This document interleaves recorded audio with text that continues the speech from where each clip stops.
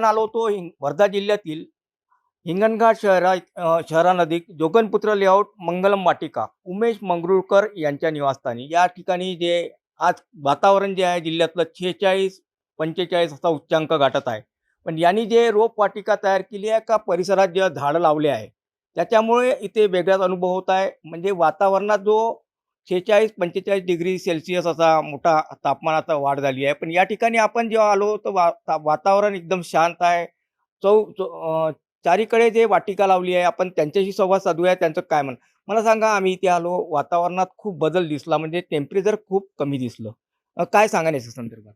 आज बाहेर जसं 45-46च्या वर तापमान चाललं आहे आणि माझ्या घरामध्ये आतमध्ये 36-37 असं आहे, अंगणामध्ये 40पर्यंत आहे.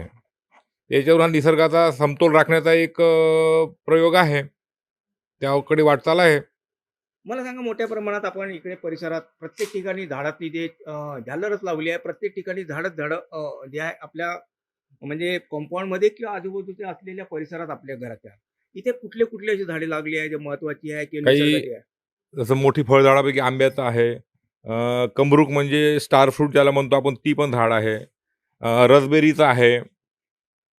असे बरेच आहे. जसं आता हे सुगंधराज एक फुलाचं झाड आहे, हे बहुतेक कमी पाहायला मिळतं, आपल्या भागात होत नाही.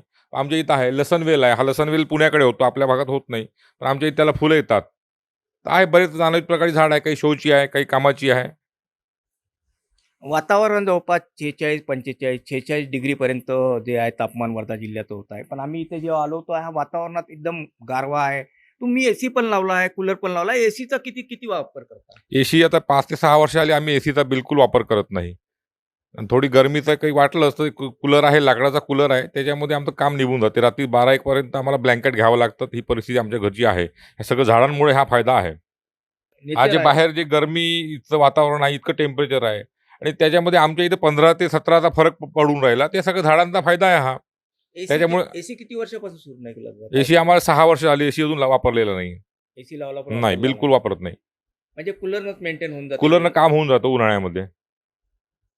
एकूणच आपण उमेश मंगरुळकर यांच्या निवासस्थानी आलो होतो. ही वाटिका तयार केली. मोठ्या प्रमाणात औषधी झाडं किंवा जे आवश्यक जे झाडं आहे निसर्गाच्या हिशोबाने ती मोठी झाडं लावण्यात आली. त्यामुळे वातावरणात टेम्परेचर कमी झालं आणि त्यांनी जे एसी पण घरी लावला आहे. पण गेल्या 5 ते 6 वर्षात त्यांनी कधीच एसी लावल्याचा जो आहे लावलाच नाही. कूलर आहे ते तात्पुरतं लावलं जाते 12 वाजतापर्यंत. ते त्याच्यानंतर ते कमी म्हणजे बंद करावं लागते. अशी म्हणजे वातावरणात जो झाडांमुळे फरक पडला. या परिसरात यांनी जो आपला कंपाऊंड आहे किंवा जो परिसर आहे घराचा, त्या ठिकाणी मोठ्या प्रमाणात जे झाडे लावली, त्याच्यामुळे खरंच जिथे टेम्परेचर पाहिजे होतं ते निम्म्यावर आलं किंवा कमी झालं. जे वातावरणात 45-46 डिग्रीचा आज जो पराक्रम वर्धा जिल्ह्यात सुरू आहे ते वातावरणाचा. पण या ठिकाणी असेच झाडं लावून या ठिकाणी टेम्परेचर कमी करण्यात आलं आणि या जे उमेश मंगरुळकर आहे आणि जो आहे निसर्गाचा साथ घेत आपल्या घरातलं जे घरातलं आणि परिसरातलं टेम्परेचर कमी केलेलं आहे. तो हिंगणघाटच्या जोगनपुत्र लेआउट मंगलम वाटिका उमेश मंगरुळकर यांच्या घरी. म्हणजे झाडेसुद्धा दिलासादायक आपल्याला जे हवामानात बदल घडवू शकतो. असंच काही या ठिकाणी झाली. जवळपास या ठिकाणी तुम्ही पाहू शकता अनेक प्रकारचे झाडे लागली आहे. विविध प्रकारच्या ज्या टाकाऊ वस्तू आहे त्याच्यापासून ज्या कुंड्यासुद्धा बनवण्यात आल्या आहे. त्या टाकाऊ वस्तूमध्ये झाडे लावलेली आहे. जवळपास या या ठिकाणी ही रोपवाटिका डेव्हलप करायला एक रोल मॉडेल तयार झाला आहे. म्हणजे शहरासाठी आणि जे पर्यावरणासाठी मोठं रोल मॉडेल म्हणता येईल असंही म्हणायला काही हरकत नाही.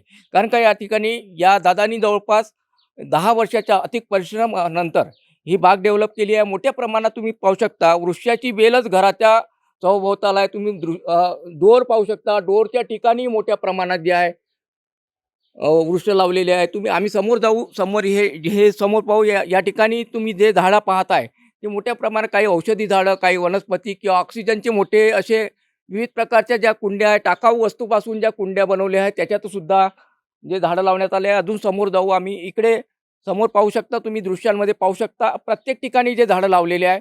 इकडे समोर आंब्याचं झाड पण आहे, मोठं आंब्याचं झाड आहे. ते पण डेव्हलप झालं आहे. जवळपास 11 वर्षाच्या या परिश्रमानंतर हे रोल मॉडेल एक बाग म्हणावं या नागरिकांसाठी रोल मॉडेल अशी वृक्षवाटिका या उमेश मंगरुळकर यांनी हिंगणघाटच्या जोगनपुत्रा लेआउट मंगलम वाटिका या ठिकाणी असलेल्या या क्षेत्रात बनवली आहे. मोठ्या प्रमाणात झाडं लागली आहे.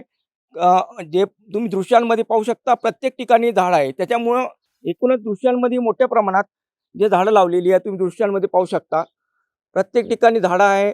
पक्ष्याचा जो पक्षीसुद्धा मोठ्या प्रमाणात पाहू शकता. पक्षीसुद्धा उन्हाळ्याच्या दिवसात टेम्परेचर जवळपास जिल्ह्याने आज विक्रम गाठला आहे. 46-45 असं जे वातावरण जिल्ह्यात होत आहे. पण ह्या 10 वर्षाच्या अथक परिश्रमानंतर या ठिकाणी यांनी घराच्या शेजारीच असलेल्या खुल्या जागेमध्ये रोपवाटिका केली आणि एक रोल मॉडेल पर्यावरणाच्या दृष्टीने मोठं रोल मॉडेल तयार केलं असंच म्हणावं लागेल.